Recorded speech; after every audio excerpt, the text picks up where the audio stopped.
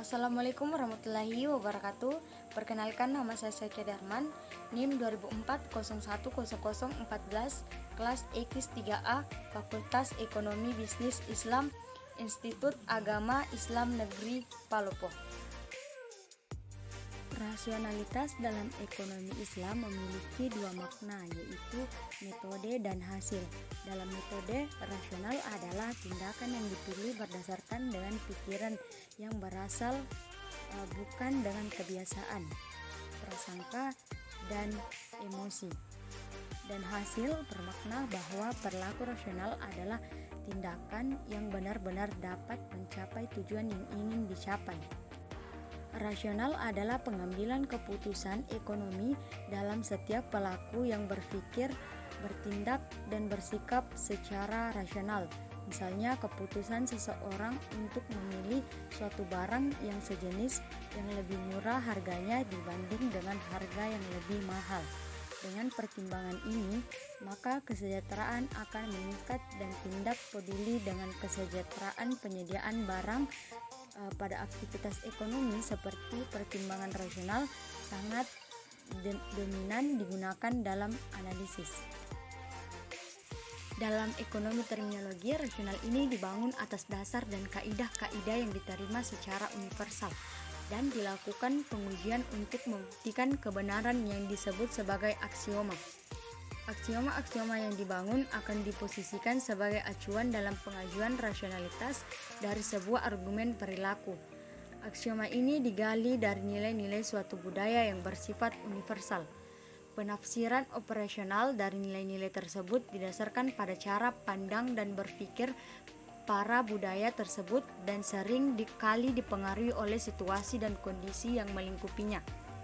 Seorang pelaku ekonomi dikatakan rasional dengan pertimbangan-pertimbangan bahwa setiap orang tahu apa yang mereka mau dan inginkan, serta mereka mau mengambil keputusan atas suatu hal dari sesuatu yang paling diinginkan sampai dengan sesuatu yang tidak diinginkan.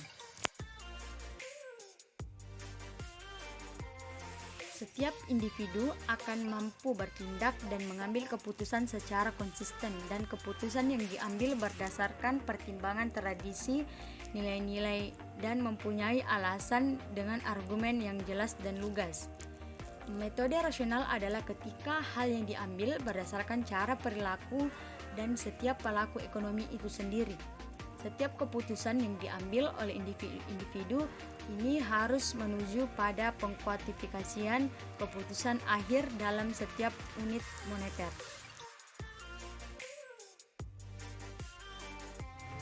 Dalam model produksi dan kapitalisme, bahwa rasional berarti pengambilan keputusan yang dapat dicapai dengan prinsip efisiensi dan tujuan dari ekonomi itu sendiri.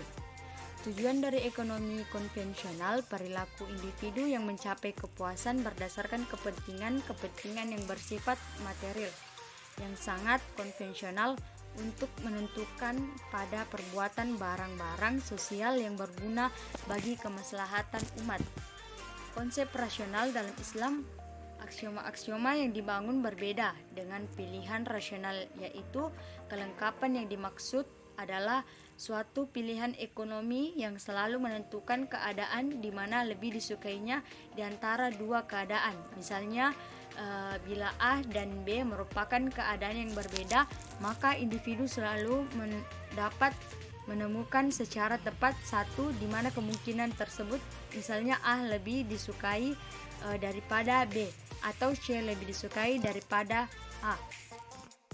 Prinsipitas adalah prinsip yang menerapkan mengenai konsisten seseorang menentukan dan memutuskan pilihannya bila dihadapkan oleh beberapa alternatif dan produk. Misalnya, jika seorang individu mengatakan produk A itu lebih disukai daripada produk C dan produk B lebih disukai daripada produk C.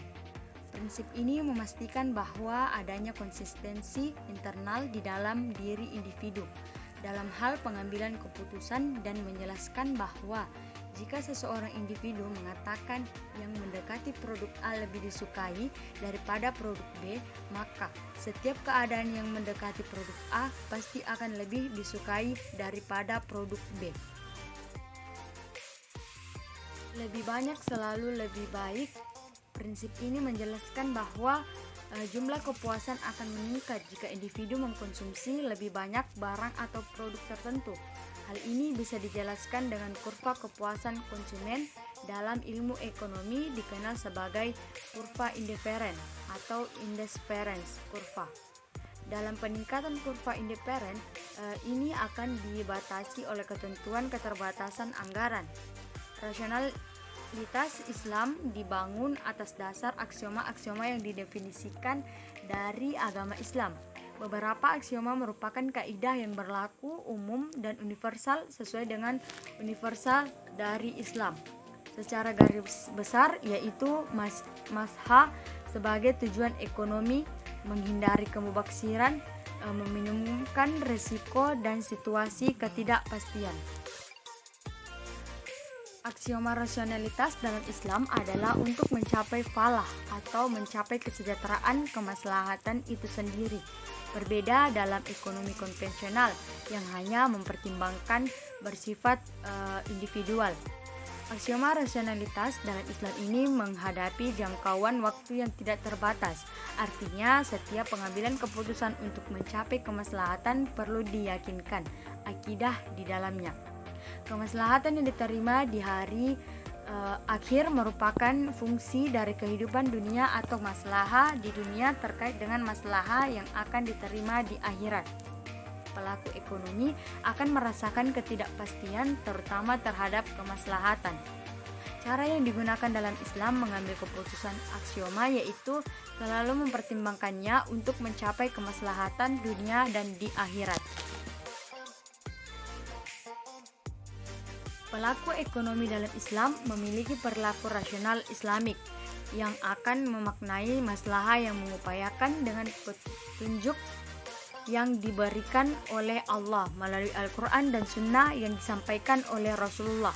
Terdapat 5 maslahah yang terdapat dalam Islam, yaitu hibdin, hibdun nas, hibdun nazal, hibdun akal, dan hibdun mal. Setiap pelaku ekonomi Islam akan berusaha untuk menguatkan kelima maslahatan tersebut. Misalnya, pelaku ekonomi yang meningkatkan konsumsi makanan rumah namun kurang menyehatkan adalah perilaku rasionalis Islam. Etika rasional dalam konsumsi Islam itu ada 5. Yang pertama, kebutuhan dan kemampuan. Kedua, tujuan pembelajaran harta. Yang ketiga, halal dan thayyiban. 4, menumpuk dan menimbun harta kekayaan. Dan yang kelima, lebih banyak tidak selalu baik.